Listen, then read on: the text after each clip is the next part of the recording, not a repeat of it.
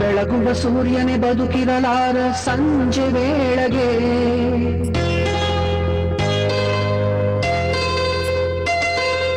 ಉರುಳುವ ಚಂದ್ರನೇ ಉಳಿದಿರಲಾರ ಮುಂಜಾನೆಗೆ.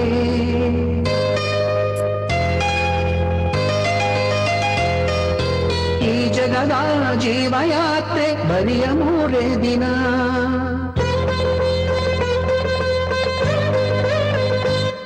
ಕಂಡಂತೆ ಮಾಯವಾಗದೇನು ಮಿಂಚು, ಹಾಡುವ ನಗೆ ಮಲ್ಲಿಗೆ ನಾಳೆಯ ಕನಸೊಂದಿಗೆ. ಕಲ್ಲಿನಲ್ಲಿ